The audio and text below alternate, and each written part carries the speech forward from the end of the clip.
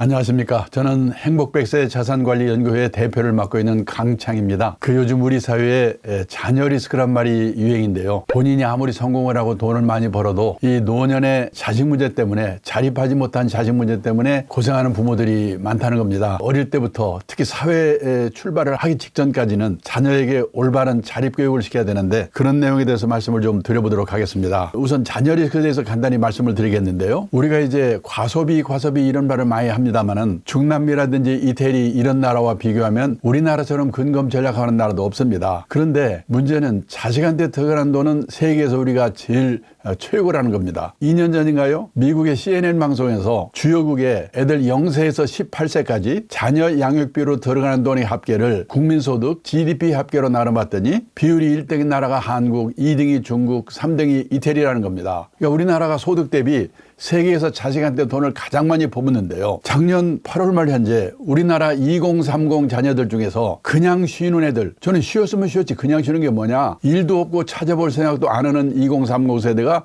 76만 명이라는 겁니다. 그리고 성인 전체로 생활비를 부모한테 의존하는 캥거루가 313만 명이라는 겁니다. 그러면요, 이런 자녀를 두고 있는 부모들 입장에서는 이게 보통 문제가 아닙니다. 그런데 이웃나라 일본도 10년경에 일본이 불황했을 때 이렇게 생활에 자립을 못하고 부모한테 의존해 사는 캥거루, 그때 일본에서는 그걸 뭐라고 불렀냐면 패러사이트 싱글이라고 불렀습니다. 패러사이트가 기생충이라는 뜻인데요. 그래서 기생충적 독신이라고 일본에서는 부르는데, 그 당시 일본의 35세에서 44세까지 10년 인구가 1895만 명인데 그중에서 결혼 안 하고 부모한테 얹혀 사는 기생충적 독신이 295만 명이라고 하더라고요. 부모가 돌아가시면 어떤 일이 생기냐, 직업 있는 친구는 그나마 괜찮은데 없는 친구들이 더 많다는 겁니다. 부모 사망 신고 안 오고 몰래 연금 다 먹거나 아니면 극빈자로 전락한다는 거예요. 일본의 노인들이 쓴 글을 읽어보면 내 연금으로 살고 있는 내 새끼들 나 죽고 나면 어떡할 건가, 그런 걱정하는 글들이 많습니다. 우리나라는 일본보다 더 심하니까 이게 보통 문제가 아니라는 겁니다. 자, 그런데요, 예를 들어서 들어가는 돈이 뭐냐면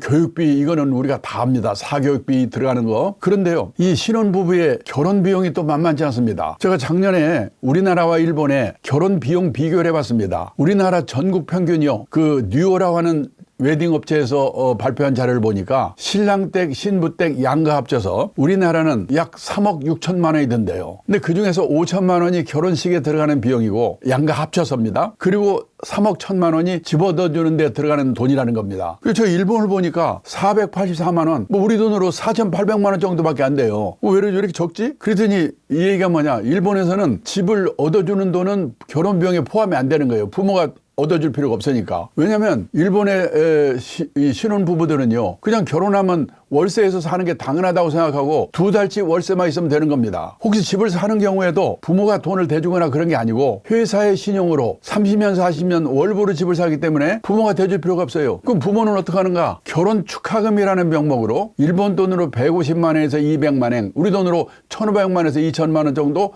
결혼 축하금 주면 그걸로 끝이에요. 그러니까 벌써 여기서 우리는 일본과 큰 차이를 나타내고 있는 거죠. 그 다음에 과외비 많이 들어가는 건 다 아는 얘기니까 길게 이야기 안 하겠습니다. 문제는요, 이렇게 돈을 들여서 이렇게 했는데 문제는 자립이 하기가 어렵다는 거예요. 저는 그걸 우리나라 사회가 지금 젊은 세대에게 냉혹한 사회라고 얘기하는데, 왜? 취직이 안 되니까. 그렇게 돈을 들여서 자식을 대학까지 졸업을 시켰는데 작년에 일본의 대졸 취업률이 70%, 근데 군대 간 친구들, 대학원 들어간 친구들 빼버리면요, 이게 60%대로 떨어지거든요. 근데 일본은 지방대학 다 포함해서 98%. 이거 왜 그러냐? 일본 같은 경우는 젊은 사람이 부족한 거예요. 우리도 10년쯤 지나면 아마 그렇게 될 겁니다. 그리고 젊은 사람이 부족한 데다가 이 지방대학을 졸업하면 다 지방에서 취직하는 게 당연하다고 생각하는 거예요. 근데 여러 가지 이유가 있지만은 우리나라는 지방에서 졸업해도 다 서울로 올라오거든요. 취업률이 이렇게 낮은 거예요. 자, 이렇게 취업이 안 되죠. 그 다음에 왜 그러냐? 직업이 사라지는 시대예요. 멀쩡한 에서 없어지잖아요. 더 중요한 거는요, 요즘 느끼겠지만은 신규 채용이 없어요. 옛날에 고성장 시대에는 신규 채용이 많았기 때문에 이 과외공부들에서 돈 처발려 가지고요, 좋은 대학 나와서 취직하면 됐거든요. 근데 지금은 보시다시피 저도 놀랐는데요, 2019년의 경우 전체 채용 건수 중에서 정기 신규 공채가요, 비율이 절반 50%로 떨어졌더라고요. 이게 또 2025년에는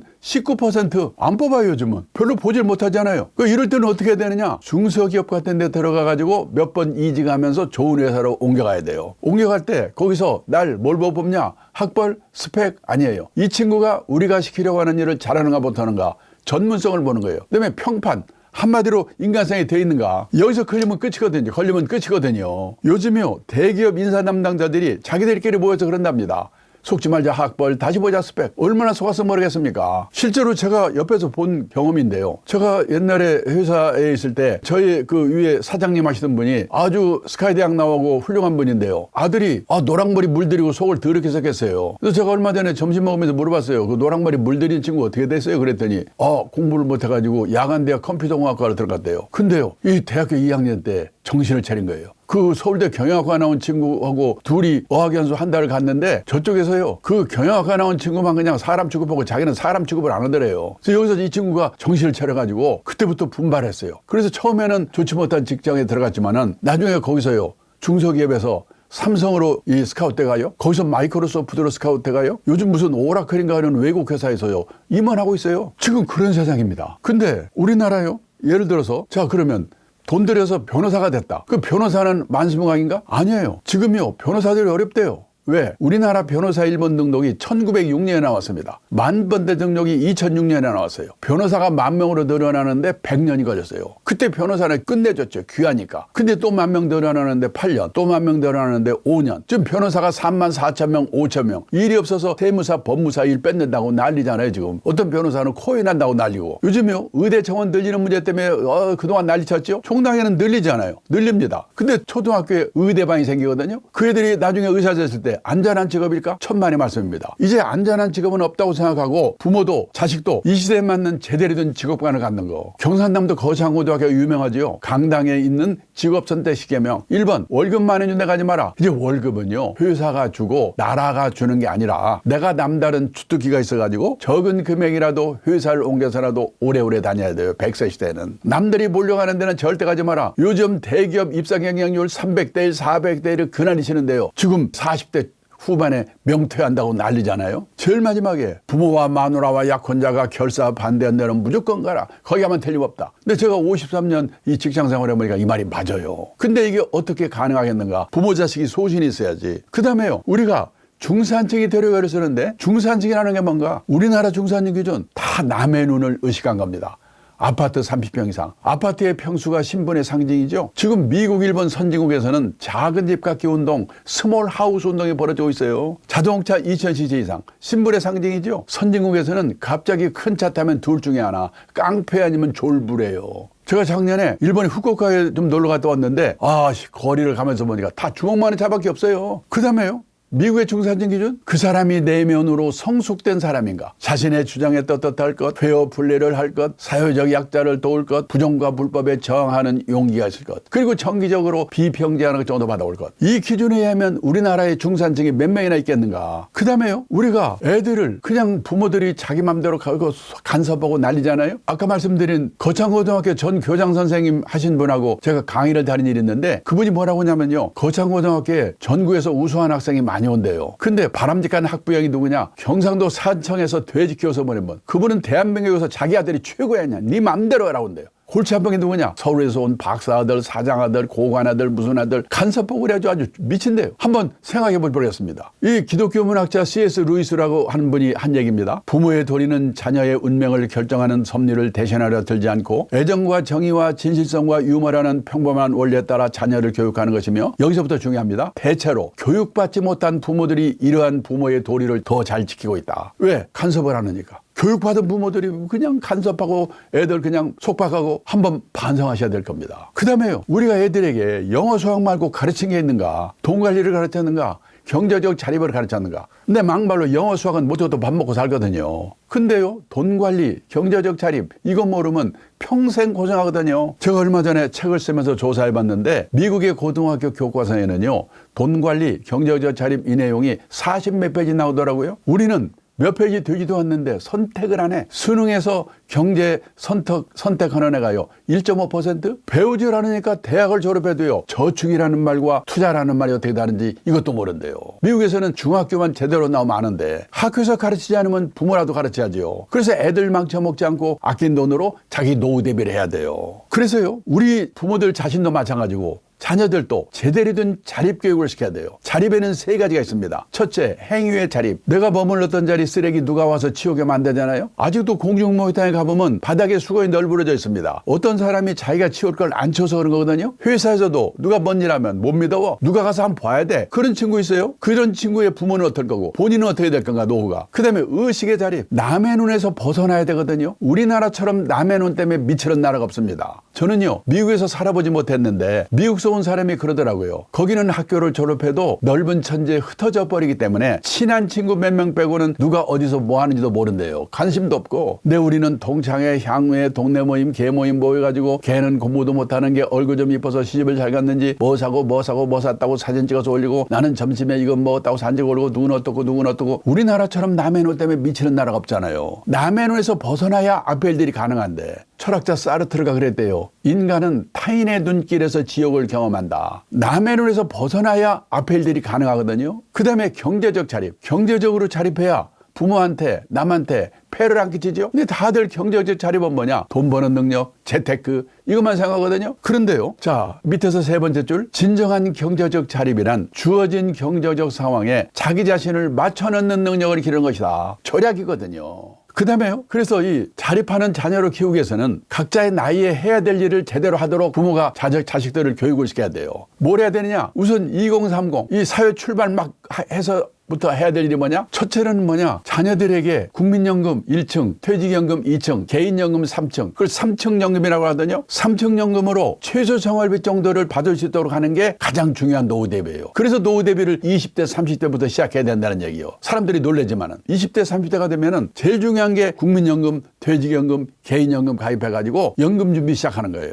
그리고 그 중에서도 퇴직연금과 개인연금은 그 중에 DC형 연금이라고 그래서요. 가입자가 책임지는 연금이 있거든요. 그 연금에 가입하게 되면 그걸 연금자산 운용을 잘해야 돼요. 그래서 미국의 직장인들은 거기서 운용, 펀드 투자, 이거에 대한 공부를 하는 겁니다. 그 지식으로 다른 자산 운용하는 데 활용하는 거예요. 그래서 여기서 연금을 통해서 투자에 관한 공부를 하는 거예요. 이게 노후 준비예요. 그리고 자산 관리의 기본 원칙. 우리가 갖고 있는 자산은 뭐가 있느냐? 실물 자산, 주로 부동산이죠. 그다음에 금융 자산, 현금, 예금, 주식, 채권, 펀드, 보험. 그다음에 자기 자신, 인적 자산. 이 3가지 자산 관리를 제대로 잘해야 돼요. 그래서 뭐냐? 자산 관리의 원칙. 그 부동산과 금융 자산의 비중을 맞추고, 금융 자산은 어떻게 리스크가 따르는 투자 상품에 잘 운용할 수 있을까? 이런 공부를 시켜야 돼요. 그리고 평생 뭔가 일을 할 수 있도록 자기 몸값 높이는 노력을 해야 돼요. 그게 2030의 세대들이 해야 될 일입니다. 그리고 40대가 되면요, 건강의 신호가 오기 시작해요. 폭탄주도 이제 끊고, 담배도 끊고, 그래도 모르니까 중대질병보험 하나 좀 들어둬서 건강 리스크 관리를 시작해야 돼요. 그리고 40대가 되면요, 애들 교육, 초등학교 이제 고학년 되기 시작하거든요. 그 시절에 어릴 때 자립교육을 잘 시켜야 돼요. 자녀 리스크 관리를 하는 거예요. 그래서. 그리고 50대, 60대가 되면은 퇴직을 앞두게 됩니다. 그러면 가계자산의 구조조정을 해야 돼요. 우리나라는 가계부채가 많거든요. 그래서 가계부채를 갚고 퇴직하도록 노력해야 돼요. 그리고 우리나라는 뒤에서 말씀드리는데 금융자산이 뭐 노인들 보면 8, 90%예요. 이게 지금 문제예요. 그래서 이 금융자산과 부동산의 비중을 반반으로 만들어 놓는 그 가계자산의 구조조정. 이게 또 50대, 60대가 할 일입니다. 그리고 또 50대, 60대 할 일이 뭐냐? 퇴직하고도 100살까지 살아야 되니까 뭐라고 살 건가? 일의 준비를 해야 됩니다. 그리고 70대가 되면은 부부 중에 한 사람이 돌아가셔서 혼자 살게 돼요. 싱글의 시대가 오기 시작합니다. 혼자 사는 노후에 대한 준비를 시작해야 돼요. 이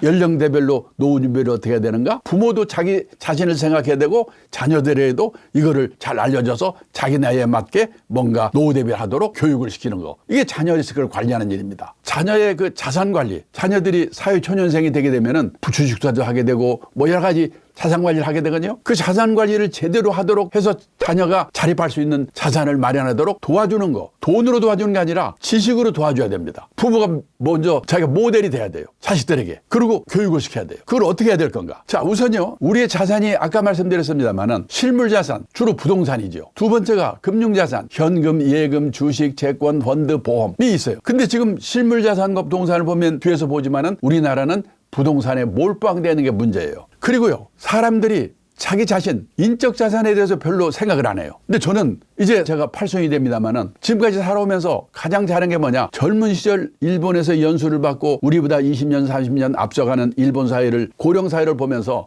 노후에도 오래오래 일을 해야 되는구나. 그거를 제가 미리 깨닫고 간접적인 경험으로 인적 자산 관리에 대해서 신경을 쓴 거가 제 인생에 큰 도움이 된 것 같아요. 저는 실물자산, 금융자산 이거보다도 인적자산 관리에 신경을 쓴 게 참 행운이었다는 생각을 합니다. 그래서 저는 인적자산 관리에 대해서 좀 더 자세히 앞으로 말씀을 드리고 싶습니다. 자, 우선요, 우리가 알아야 될 게 뭐냐. 지금 우리나라가요, 저성장 시대, 결핍의 시대가 오고 있다. 이것부터 아셔야 돼요. 우리가 70년대, 80년대, 90년대 초까지만 해도 매년 10%대 두 자릿수 경제 성장을 했습니다. 그때는 작년보다 금년이 좋아지고 금년보다 내년이 좋아지고 이런 세월을 우리가 30년 40년 살았기 때문에 우리 머릿속에는 고성장 마인드, 고성장 체질이 몸에 딱 박혀 있는 거예요.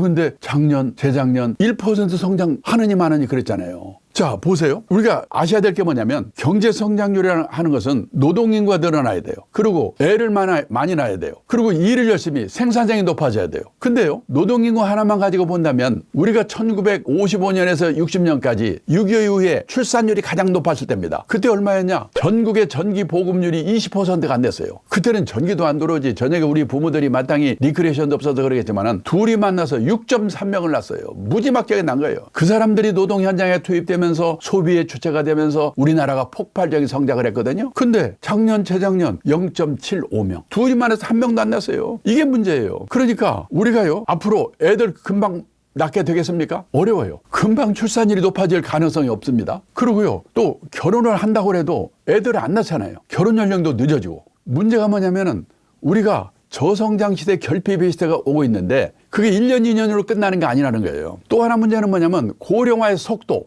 늙어가는 속도. 이게 지금 우리나라가 세계에서요, 가장 빛의 속도로 빨리 가고 있다는 거거든요. 다른 강의에서 수없이 들으셨겠지만은 고령화의 속도라고 하는 면에서 프랑스에서 155년 동안에 진행된 일이 이웃나라 일본에서 34년 동안에 진행이 됐어요. 그래서 일본 사람들이 4배, 5배 속도로 속도가 빠르니까 적응을 못하고 30년 초 고생을 했거든요. 근데 우리나라는 더 화끈해. 일본도 저리 가라. 24년 동안에 진행이 됐잖아요. 재작년 연말에 65세 인구가 20% 넘어서 초고령사회 됐잖아요. 프랑스 같은 나라는 155년 동안에 서서히 적응을 해가면 돼요. 우리나라는 24년 동안에 총알같이 적응하지 않으면 노후가 행복할 수가 없다. 그래서요, 엊그저께까지 상시로 생각했던 일에 관한 생각, 주택에 관한 생각, 애들 교육에 관한 생각, 애들 결혼에 관한 생각, 내 노후에 관한 생각, 이런 생각들을 그중에도 오늘의 주제, 가정경제 측면에서 바꿔야 될 게 뭐냐면 절약이거든요. 제가 어디 가서 절약을 얘기하면 많은 분들이 김새는 표정을 합니다. 오늘 아침에 바빠 죽겠는데 말이야, 재테크 강좌 하니까 혹시 종목이나 하나 기발한 거 찍어줄까 하고 왔더니 겨우 한다는 말이 절약하라고? 여보세요, 그 초등학교 때부터 내가 들은 얘기야. 다 그런 표정입니다. 근데 우리가 알아야 될 게 뭐냐, 우리가 지난 30년 40년 세계의 역사에 없는 특별한 시대, 고성장 시대를 살아왔기 때문에 우리는 의식하지 못하고 우리는 아낀다고 생각하는데 미국, 일본, 선진국 사람들이 우리를 보면은 너무나 낭비 요인, 거품 요인이 많다는 겁니다. 재미교포가 성공해가지고 서울에 사장 발령받아 와서 몇 달을 살더니 뭐라고 하냐면, 서울에 와서 몇 개월을 살아보니까 서울처럼 대중교통이 발달된 도시가 세계에서 몇 개 없다 이겁니다. 근데 1km 가면서 자동차 끌고 가더라 이거죠. 저도 서울 시내 강의 다니는데요, 교통이 얼마나 좋습니까? 근데 10군데에서 6군데 7군데는 꼭 차 나가요. 차 갖고 오세요? 몇 번이에요? 당연히 갖고 나오고 생각하는 거예요. 필요 없는 자동차, 교육비, 결혼비용, 경조사, 이거 작심하고 아끼지 않고는 노후 준비가 안 되게 됐거든요. 얼마 전에 조선일보에 의미 있는 기사가 있었기 때문에 읽어드리겠습니다. 결핍의 시대 대비에 어떤 무기 준비하나요? 결핍은 있어야 할 것이 없어지거나 모자란 상황을 말합니다. 고도 성장 시대에는 있어야 할 것의 기준이 높아도 괜찮았습니다. 성취할 기회가 많았으니까요.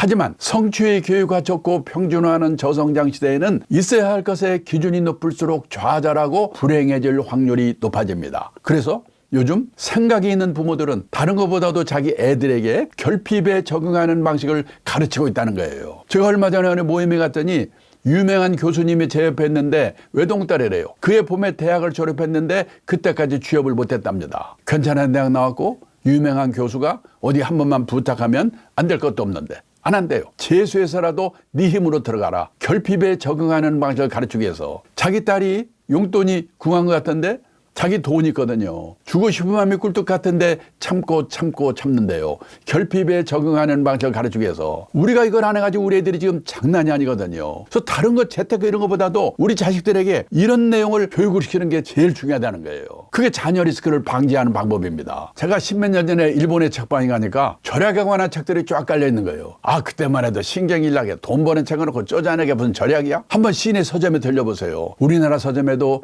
여자의 습관, 우아하게 가난해지는 법, 120만 한 달 살아보기, 지금 이런 책이 쫙 깔려 있습니다. 선진국이 걸어간 길을 우리가 그대로 따라가고 있어요. 가면 갈수록 절약의 중요성이 높아질 거예요. 그 다음에 또 하나 중요한 건 뭐냐면 부동산인데요. 저 오해 마십시오. 부동산이 나쁘니까 파세요 뭐 이런 말 하려고 하는 거 아닙니다. 재산 중에 있는 게 몰빵되어 있는 게 문제다. 이걸 어떡할까? 지금요, 여러분, 우리나라와 일본 중에서 어느 나라가 부자라고 생각하십니까? 다들 일본이 선진국이니까 우리보다 부자라고 생각하시겠죠? 아닙니다. 재작년에 한국은행에서 발표한 자료를 보니까 구매력 평가 환율, 물가를 감안한 환율 기준으로 가구당 순자산을 계산해서 발표했는데요. 우리나라는 62만 달러, 약 8억이 넘어요. 근데 일본은 52만 달러. 일본이 우리보다 몇십 년 앞서서 자본 축적을 시작한 나라죠. 선진국도 일찍 됐죠. 연금도 일찍 도입했죠. 근데 우리보다 일본이 부자래요. 지금 그냥 시장 환율로 계산해도 우리나라는 44만 달러, 일본이 42만 달러. 우리가 많아요. 혹시 일본은 가족 수가 많아서 그런가? 1인당으로 계산해 보니까 우리나라는 26만 달러, 일본은 22만 달러. 뭘로 봐도요, 우리가 일본보다 부자래요. 통계상으로는. 문제는 그게 뭐냐? 가계자산을 분해를 해봤더니 우리나라는요, 부동산의 비중이 76%예요. 이거 젊은 사람 포함하기 때문에 76%인데 퇴직한 사람들, 노인들만 보면요, 80%, 90%가 부동산이에요. 이 몰빵되어 있는 게 문제예요. 미국은 32% 부동산 비율, 일본은 37%. 우리와 반대예요. 우리나라는 한마디로 말하면 재산 이꼴 부동산인데 부동산 가격이 비싸니까 부자처럼 보이는 거예요. 계속 부동산이 오르면 상관없겠지요. 근데 혹시라도요, 인구가 줄고 경제가 어려워지고 노인만 남고 이웃나라 일본처럼 우리나라도 부동산 장기 하락 현상이 혹시 내 노후에 나타나면 나의 노후는 어떻게 되지? 걱정이 되는 거예요. 지금요, 우리나라 부동산이 일본과 비교해서 얼마나 비싼지 한번 비교해 보겠습니다. 우리 남한 땅 넓이가 얼마냐? 10만 평방킬로미터입니다. 일본 땅 넓이는 38만 평방킬로미터입니다. 우리 남한 땅 넓이는 일본 땅 넓이의 약 4분의 1이에요. 그런데요, 보세요. 2023년 기준으로 우리 남한 땅을 다 팔았다고 가정하면 얼마냐? 우리 돈으로 1경 2090조예요. 그런데요, 그때 일본 땅을 다 팔았다고 가정하면 우리 돈으로 얼마냐? 그때 일본이 환율이 약세인 것도 영향이 있습니다만은 1경 5,900조. 그러니까 우리나라가요, 토지 시가총액이라고 그럽니다. 토지 시가총액이 일본보다 훨씬 많았어요. 재작년에는. 최근에 환율을 계산하면요, 일본이 약간 많아졌다고 그래요. 환율이 조금 회복을 했으니까. 그러니까 환율에 따라서 왔다 갔다 하는데 토지 시가총액은 우리나라와 일본이 같다고 보면 돼요. 땅 넓이는 4분의 1인데 땅값은 같으니까 4분의 4다. 이 말은요, 우리나라 평균 땅값이 일본 땅값에 4배 비싸다는 얘기예요. 근데 보세요. 제가 1980년대 후반 일본 동경에서 근무를 했었는데요. 그때 일본이 부동산 버블로 난리 났을 때입니다. 그때 제가 들은 얘기예요. 그때 일본 땅을 다 팔면 우리나라 땅 다 판 돈의 15배라고 그랬어요. 1980년대 후반에는요, 우리 남한 땅의 시가총액이, 토지 시가총액이 일본 전체 토지 시가총액의 15분의 1이었는데 지금은 같으니까 15분의 15가 된 거예요. 그 말은 지난 30년 동안 일본 집값 땅값은 왕창 떨어지고 우리나라 집값 땅값은 왕창 올랐다는 얘기예요. 자, 보세요. 얼마나 떨어졌는가 보겠습니다. 일본 땅값이. 여기 일본 전국의 3대 도시 도쿄, 오사카, 나고야의 택지, 집 짓는 땅 82년을 100으로 볼 때 9년 동안에 3배 올랐다가 20년 동안에 3분의 1로 떨어져서 옆으로 기다가 약간 오른대요. 이렇게 땅값 장기 하락 현상이 나타나니까 일본 사람들의 집에 대한 생각이 바뀌었어요. 우리처럼 집에 한이 맺혀 있잖아요. 일본의 보통 사람이 내가 집이 없어. 근데 금융자산에 몇 억 있어. 그러면 은행에서 돈을 빌려가지고 집을 살까? 집 사면 세금 내야지, 수리해야지. 아이, 골치 아프잖아. 에이, 집은 빌려 살고 이거 딴 데 투자할까? 냉정히 생각해 보거든요. 근데 우리 지금 어떻습니까? 내 돈이 하나도 없더라도 은행에서 빌려준다면, 아버지가 빌려준다면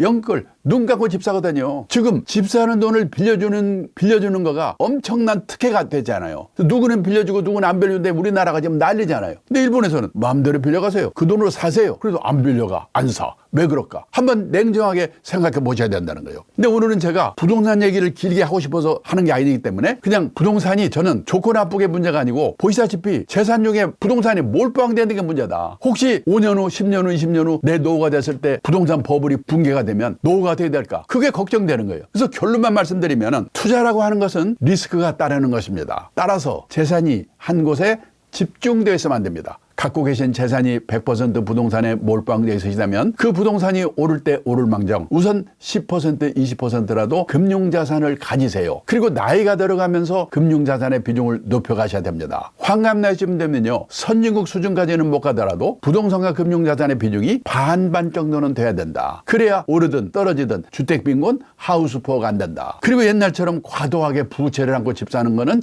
조심해야 된다. 언제 버블이 붕괴될지 모르니까. 그럼 어떤 분이 그럽니다. 저는 5억짜리 아파트 한 채밖에 없는데 뭐 구조조정하라고 그 반 쪼개주도 그거 어떡하죠? 그런 분은요 과감하게 은행에 맡기고 주택연금 받으면 돼요. 그럼 한 달에 65세부터 120만 원씩 죽을 때까지 받을 수 있어요. 그리고 세상 떠날 때 남으면 자식한테 주고 모자라면 그냥 그만이에요. 그리고 간접적으로 구조조정한 효과도 있는 거예요. 그렇게라도 해야 된다 이거예요. 그래서 부동산 불패 신화에서 벗어나야 된다는 게 지금까지 결론입니다. 그래 금융자산을 늘리라고 뭘로? 현금, 예금, 주식, 채권, 펀드, 보험 뭘로 늘리지? 그걸 정하기 전에 수많은 금융상품은 저축상품과 투자상품으로 나눠진다. 이것부터 아셔야 돼요. 이게 미국의 중학교 책에 나오는 거예요. 그래서 미국에서는 중학교만 졸업하면 저축이라는 말과 투자라는 말이 어떻게 다른지 이건 알아요. 근데 우리는 학교에서 이런 걸 배운 일이 없기 때문에 대학을 졸업해도 저축해서 돈 모으자, 투자해서 돈 모으자 뜻이 비슷한가 보다. 아닙니다. 상반된 이 개념을 갖고 있어요. 저축의 뜻이 뭐냐? 아껴서 모으다. 우리가 은행에 예금하는 거, 지급액이 확정된 보험에 드는 거, 그리고 지급액이 확정된 연금에 드는 거. 이거를 저축상품이라고 합니다. 저축상품을 사시면 늘어나는 속도는 느리지만 원금이 깨지는 법이 없어요. 왜? 금융기관이 운영의 결과를 책임져 주기 때문에. 귀찮으시면 예금처럼 갖다 맡기면 책임져주는 상품은 저축상품, 주식이나 펀드처럼 책임 안 져주는 상품은 투자상품. 이걸 갖다 꼭 외워두세요. 그럼 어떤 돈으로 예금, 저축해야 되느냐? 단기간 내에 써야 될 거. 원금 깨먹으면 절대 안 되는 돈. 눈 감고 예금해야 돼요. 그러면요 투자에 있어서는 뭐냐? 가능성을 믿고 자금을 투하하다. 주식, 채권, 선물, 옵션, 펀드, 보험 중에서도 변액보험, 연금 중에서도 변액연금. 잘하면 돈을 벌어. 잘못하면 원금도 깨먹어. 리스크가 따르는 상품. 이게 투자 상품이에요. 근데요 지금 이 강의를 들으시는 분 중에 변액보험, 변액연금 든 분이 계실 거예요. 더 문제는 자기가 들었는지 안 들었는지 모르는 분이 더 많아요. 이게 문제예요. 변액보험, 변액연금은 연금보험인데 앞에 변액이 붙어 있으면 들어가 보면 펀드예요. 늘었다 줄었다. 그래서 변액보험, 변액연금을 든 분들은 가장 먼저 할 일이 뭐냐? 보험자산, 연금자산을 운용하는 회사가 어딘가? 보험사가 직접 하는가? 아니면 운용사에 맡겨서 하는가? 과거 성적이 운용 성적이 좋았는가? 실력 있는 운용사가 운용하고 있는가? 확인해야 돼요. 근데 그거를 확인하고 사는 사람이 100명에 1명도 없습니다. 이런 공부를 우리 자식들한테 우리도 잘해야 되고 자식한테 시켜야 되는 거예요. 그래야지 자녀 리스크를 방지할 수가 있는 거예요. 그리고요 또 하나 중요한 건 뭐냐? 투자라고 하는 것은 원금 깨먹는 리스크가 따르고 있기 때문에 어떤 돈으로 해야 되느냐? 단기간 내에 써야 될 돈은 따로 마련돼 돼 있고 빚내서 하지 말라는 거거든요. 근데 어제 현재로 우리나라 신용거래 빚내서 투자하는 게 33조 6천억 원이래요. 비투를 하고 있잖아요 다. 그다음에 자금을 시장에 장기간 묻어둘 각오돼 있고 묻어두래요. 그런데요 우리나라 자본시장연구원 발표에 의하면 20대 남성 주식 투자자가 1년에 주식을 몇 번이나 샀다 팔았다는 줄 아십니까? 평균 주식 사서 보유기간이 5.9일 1년에 61번을 샀다 팔았다는데요. 그러면요 문제가 뭐냐? 꿈에도 나타나요. 선진국의 미국의 보수적인 자산운용사가 2년이나 3년에 한 번씩 샀다 팔았다 하거든요. 근데 우리는 1년에 61번을 샀다 팔았다면요 꿈에도 나타나요. 이러다가도 그 생각해야 돼요. 회사 잘려요. 직장인은 회사에서 하는 일이 인적 자산이 얼마나 엄청난 금융자산인가 알아야 됩니다. 일에서는 월급이 나옵니다. 보너스 나옵니다. 퇴직금 나옵니다. 직장인은 일에서 성공해야 돼요. 가장 큰 투자 엔진은 자신의 직업이다. 근데 지금 이렇게 돌리고 있으니 일에서 실패하게 될 거고 그 다음에 어쩌다 한 번은 모르지만 1년에 61번을 그 단타에서 맞힐 수 있습니까? 하나님도 못 맞춰요. 그거는. 그런 일을 하고 있는 거예요. 그래서 투자에 관한 공부를 제대로 해야 되는데 다들 투자에 관한 공부란 뭐냐? 주가 예측, 부동산 예측, 예측에 관한 공부라고 하는 거예요. 온갖 유튜브에서 날만 새면 오릅니까 떨어집니까 뭐 사야 됩니까? 근데 보통 사람이 단기 예측은 불가능하다. 제가요 53년 이 업계에서 일하면서 경험을 해보니까 지금 요번 같은 케이스가 수없이 나타났어요. 근데 대부분 사람들이 꼭지점 근처에서 해요. 지난번 코로나 사태 때요 주가 피크가 3,300이었습니다. 지수가. 그런데 어느 증권사 조사 자료를 보니까 2,900에서 3,400 사이에 65% 투자가가 샀대요. 근데 그 사람들이 이제 갖고 1년 2년 버티다가 딱 팔으니까 그때부터 오르는 거예요. 지금 다시 또 6천을 넘었느니 마느니 그런 거거든요. 이거를 저는요 수없이 봐왔어요. 대부분 피크 근처에 사요. 탄탄매매하니까 그래요. 보세요. 미국도요 1980년대까지는 우리나 마찬가지였어요. 90년대부터 장기 투자, 분산 투자가 정착되기 시작한 거예요. 1977년부터 80년까지요 미국의 유명한 피델리티라는 자산운용사가 있습니다. 그 회사의 역사가 펀드 역사가 100년이 넘는 마젤란 펀드라는 펀드가 있습니다. 유명한 펀드입니다. 그 펀드를 1977년부터 1990년까지 13년 동안 운영한 펀드 매니저가요 피터 린치라는 사람이에요. 전설적인 펀드 매니저예요. 왜? 13년 동안에 누적 수익률이 2700%, 27배가 됐어요. 연평균 수익률이 29%. 이 환상적인 수익률을 냈는데요. 그 13년 동안에 피델리티 고객 중에 이 마젤란 펀드에 투자한 사람의 절반이 손실을 봤다는 거예요. 이런 장에서 왜 그럴까요? 오르면 직선으로 오르는 게 아니에요. 떨어지면 직선으로 떨어지는 게 아니에요. 올랐다 떨어졌다 올랐다 떨어졌다. 그러면요 지난번 코로나 사태 때 2,900에서 3,300 사이에 65%가 타듯이 그때는 미국 사람들도 마찬가지 되게 그런 데서 사는 거예요. 그리고 바닥 좀 떨어지면 거기서 파는 거예요. 그러니까 이런 불장에서도 손실을 입는 거예요. 그래서 저는 이번에도 사실은요 지금 종합주가 지수가 6천을 넘었다 말다 그러는데 돈 번 사람은 얼마 안 될 거예요. 탄탄매매한 사람이 벌었을까요? 걱정해요. 저는 투자 상품을 운용하는 데 성공하기 위해서는 시세 예측이라고 생각하는데 여기 이름만 말씀드리면 알만한 유명한 펀드 매니저가 뭐라고 하는지 아세요? 누가 자기한테 와서 금년가을에 주가가 어떻게 될까요? 몇 개월의 주가, 단기 주가 예측 물어보면 미치겠대요. 모르니까. 유명한 펀드 매니저인데도. 그러면 공부하라면서 뭔 공부? 자산관리의 기본 원칙, 전문가를 활용하는 법, 이 사람이 전문가인지 식별하는 법, 이 공부를 하는 거예요. 그러면 어떻게 하냐? 소개를 받아서 믿을 수 있고 신뢰할 수 있고 실력 있는 전문가를 알아두는 게 중요해요. 그런 사람 알아둬야 돼요. 도움을 받아야 돼요. 그리고 그 사람이 신뢰할 수 있고 믿을 수 있고 실력 있는 사람인지를 식별하는 법 알아야 돼요. 그 공부를 알아야 된다는 겁니다. 시세 예측이 아니고. 자, 그리고요. 그 리스크를 어떻게 방어하냐? 장기 투자, 분산 투자로 방어하는데요. 투자에는요. 특히 주식 투자에는 두 가지 리스크가 있어요. 첫째가 뭐냐? 시장 리스크, 마켓 리스크라고 합니다. 내가 아무리 좋은 주식을 갖고 있다고 하더라도 지난번 이란 전쟁 때 박살났죠? 한꺼번에 떨어지죠? 그 예측했습니까? 우크라이나 사태, 9.11 테러 사태. 제가 53년 동안 이 업계에 일하면서 가끔 폭락하는 불측의 사태를 만나요. 경험해봤어요. 근데 지나고 보니까 그런 사태가 언제 나타날지 언제 끝날지 알 수 없는 거예요. 근데 내가 갖고 있는 주식이 우량 주식이라는 확신만 있다면 6개월 후가 될지 1년 후가 될지 2년 후가 될지 그건 알 수가 없지만은 그 상황이 지나가면 다시 오를 수 있다. 그때까지 기다릴 수밖에 없다. 그래서 장기 투자를 하라. 그런 거예요. 근데 제가 어디 가서 장기 투자 얘기만 하면 짜증스러운 표정 짓거든요. 아, 바빠 죽겠는데 올라요 떨어져요. 그 얘기만 하세요. 모른다니까요. 그 다음에요. 시장이 다 같이 오르더라도 불량 주식은 안 올라요. 개별 종목 리스크예요. 그래서 좋은 종목 고르는 노력을 해야 돼요. 전문가 도움도 받고 또는 내 자신도 기업 방문도 해보고 분석도 해보고 아무리 노력을 해도 시니아인 이상 100% 우량 종목 고른다는 보장이 없거든요. 그래서 5종목, 10종목, 20종목에 분산 투자하세요. 이렇게 얘기하는 거예요. 예를 들어서요. 석유 주식하고 항공 주식을 같이 삽니다. 석유값이 오르면요. 항공주 주가가 떨어져요. 운항비용이 비싸지니까. 근데 석유주는 올라요. 그래서 5종목, 10종목, 20종목의 평균 수익률 높이는 노력을 해야 되는 거예요. 그게 분산 투자의 원칙입니다. 장기 투자, 분산 투자. 그 다음에요. 분산에는요. 종목을 아까 석유주와 항공주로 이렇게 분산하는 것처럼 분산이 있고 시간 분산이 있어요. 적립식 투자입니다. 이번 달에도 얼마, 다음 달에 얼마. 시간 분산이에요. 그리고요. 나이가 많은 분들은 공격적인 투자 상품을 많이 하면 안 돼요. 그러다 심장마비로 돌아가세요. 떨어지면. 젊을 때는요. 투자할 기간이 많고 젊으니까 공격적으로 해도 돼요. 그걸 뭐라고 하냐면 리스크 크기별 분산. 간단한 방법은 100에서 자기 나이 뺀 만큼 그만큼만 공격적인 상품에 넣는 거. 이런 3가지 분산이 있습니다. 그 다음에요. 그렇게 하기 위해서는 갖고 있는 금융자산을 3개의 주머니에 나누어서 투자하는 습관을 들여야 돼요. 5천만 원 있다, 1억 있다. 첫째가 뭐냐? 생계형 주머니. 몇 개월 이내에 쓸 돈, 애들 학비, 먹고 살 거. 이거는요. 생계형이기 때문에 생계형 주머니에 넣는 거예요. 그러면 이거는 언제 금방금방 해약할 수 있어야 되니까 원금 함께 먹는 예금 같은 저축 상품에 넣어야 돼요. 그래서 저축 주머니라고 그래요. 이거는 어느 가정이나 다 있어요. 필수 주머니예요. 그리고요. 노후 대비로 아까 말씀 장기 투자, 분산 투자 원칙을 지켜가면서 모아가는 주머니가 투자 상품으로 그게 자산 형성 주머니예요. 이 퇴직연금이 가장 중요한 자산 형성 주머니예요. 그리고 내가 거기서 배운 지식으로 장기적으로 모아가는 주머니가 자산형성 주머니고 투자상품으로 하는 거예요. 노후 대비를 위해서 해야 되니까 필수 주머니예요. 생계형 주머니와 자산형성 주머니는 필수 주머니입니다. 근데 또 하나 있어요. 트레이딩 주머니. 단기 시황의 전망에 따라서 샀다 팔았다 하는 거. 트레이딩은 나쁜 건 아니에요. 투자는 좋고 트레이딩은 나쁘고 그건 아니에요. 다만 트레이딩은 단기 시황이기 때문에 확률이 반반이에요. 그래서 어디 좋은 정보 들어가지고 대박 터지면 폼나게 쓰고 박살나면 에이 오락했으니까 됐지 뭐. 그래서 오락용 주머니라고도 해요. 그래서 오락용 주머니는 갖고 있는 금융자산의 한 20% 이내에서. 근데 지금 우리나라는요 자산 형성 주머니를 갖고 있는 분이 많잖아요. 생계형 주머니는 거의 다 갖고 있어요. 그리고 트레이딩 주머니를 대부분 갖고 있어요. 그래서 주가 오르면 그냥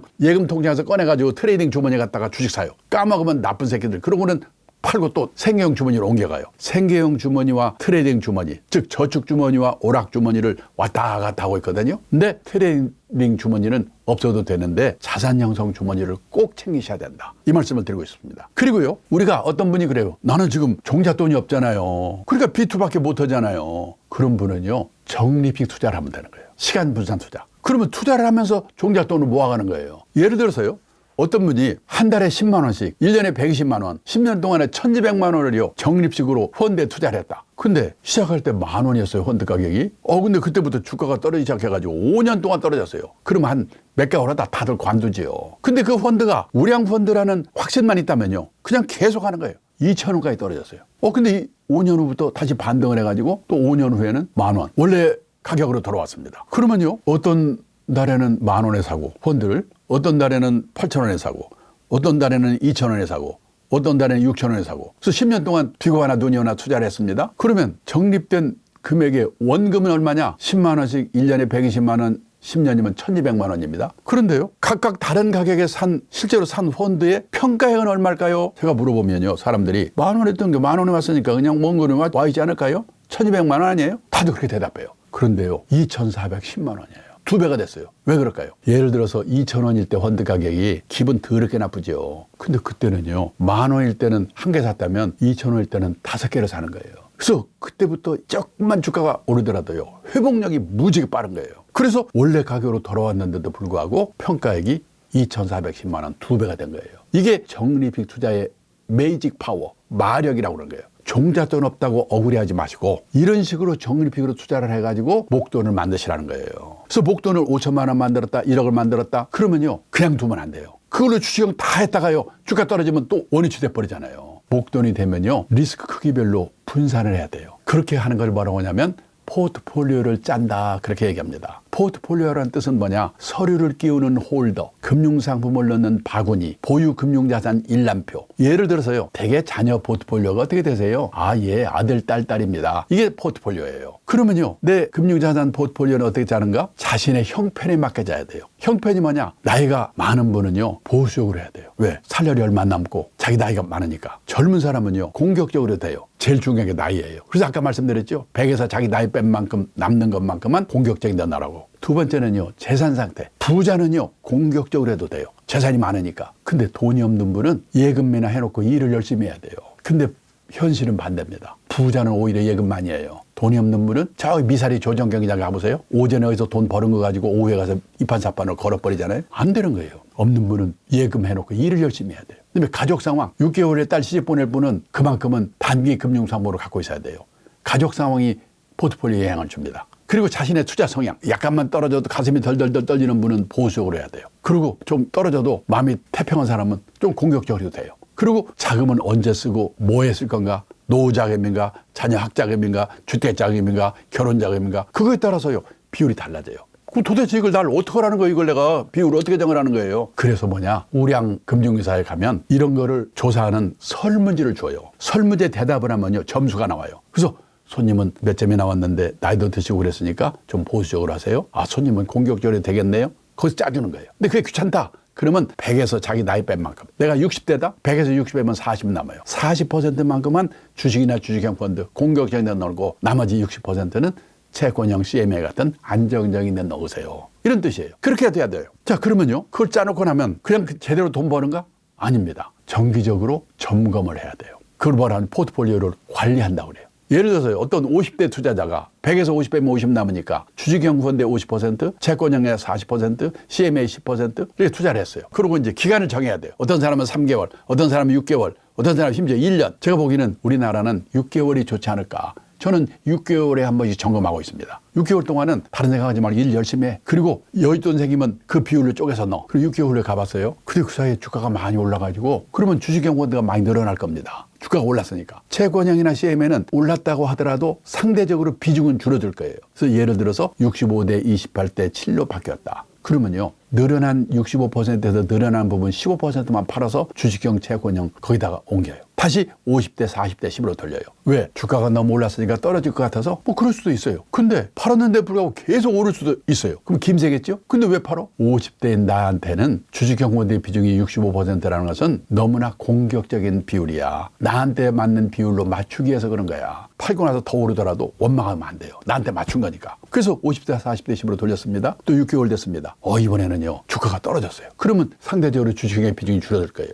40으로 줄었다. 그러면 채권형 CM에는 조금씩 줄 건 아니면 조금씩 늘어나요. 그러니까 상대적으로 비중이 늘겠죠. 48대 70, 12로 비율이 바뀌었다. 그러면 다시 이쪽에 채권형 CM이 늘어난 비율을 팔아서 주식형으로 옮겨. 다시 50대 40대 10. 이런 식으로 하라는 거예요. 그러다가요, 내 형편이 바뀔 때가 있어요. 형편이 뭐라고 그랬죠? 나이, 재산 상태, 뭐 가족 상황. 예를 들어서요, 50대였던 사람이 이제 환갑이 넘었어요. 그리고 회사를 퇴직했어요. 환갑도 넘었지, 퇴직도 했지. 그럼 내 형편이 바뀐 겁니다. 환갑 넘고 퇴직한 나한테 주식형의 비중이 60%는 너무나 공격적이야. 그러니까 나한테 맞는 100에서 50배면 50 남으니까 50%로 바꾸어. 그래서 주식형이 50. 그 대신 채권형 CMA 비율을 채권형을 50으로 늘리고 예금 CMA 비율을 10%로 해서 40대 50대 10으로 기준 비율을 바뀌었어요. 내 형편이 바뀌었으니까. 그럼 이번에는 40대 50대 10을 기준으로 또 6개월에 한 번씩 늘어나는 걸 줄이고 줄어드는 건 늘리고 이런 식으로 죽을 때까지 하라는 거예요. 그러면 자산 관리를 효율적으로 할 수가 있는 겁니다. 그다음에 또 하나 중요한 건요, 우리 자식들이 연금에 대한 이해를 제대로 하도록 해야 돼요. 연금 준비를 잘해야 됩니다. 선진국이 뭐냐? 부자 나라, 돈 많은 나라 아니에요. 세상을 떠날 때까지 최소 생활비 정도를 연금으로 받을 수 있도록 되어 있는 나라가 선진국이에요. 여기 보세요. 미국, 일본, 독일 노인들에게 매달 주 수입원이 뭐예요? 예, 연금이에요. 이렇게 대답하는 분이 60, 70%, 80, 90%.